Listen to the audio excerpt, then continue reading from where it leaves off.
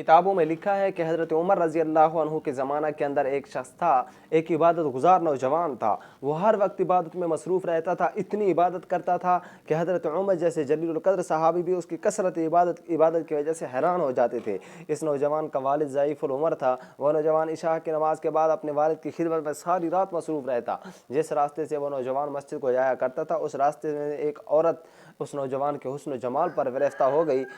जब भी वो नौजवान गुजरता, वो उसको अपनी तरफ बुलाने की कोशिश करती, मगर उसके दिल में एक अल्लाह की मोहब्बत इस कदर समा चुकी थी कि उसके सामने उस औरत की जुल्फ़ फितना गर्दम खुर की हैसियत रखती कोई हैसियत नहीं थी।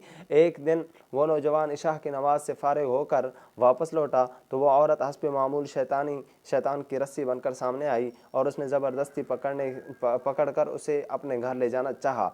जब वो उसे अपने घर के दरवाजे तक ले गई तो उसे कुरान पाक की ये आयत याद आ गई, इन्नल्लज़ीना नत्तक़ू इज़ा मस्सहुम ताइफ़ुम मिनश्शैतानि तज़क्करू फ़इज़ा हुम मुबसिरून।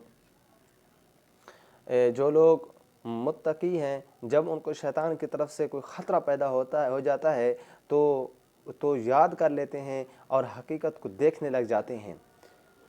तो जो लोग आगे फरमाया, इस वक्त उस नौजवान के दिल में इतना खौफ पैदा हुआ कि वो ज़मीन पर गिरकर बेहोश हो गया।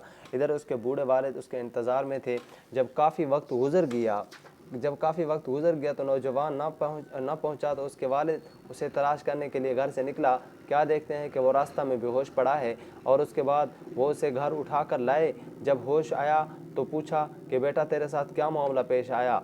तो उसने वाक़या बताते हुए वो आयत भी दोबारा पढ़ी, वो आयत दोबारा पढ़ी और साथ ही उसकी चीख निकल गई। उसके बाद वो फ़ौरन फौत हो गया। लोगों ने रात को ही उसल दिया और कफन देकर दफना दिया।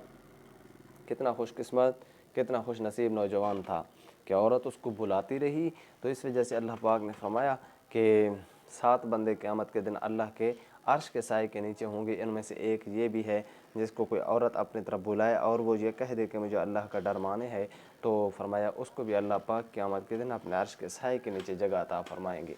अल्लाह पाक तौफ़ीक़ अमल नसीब फरमाए।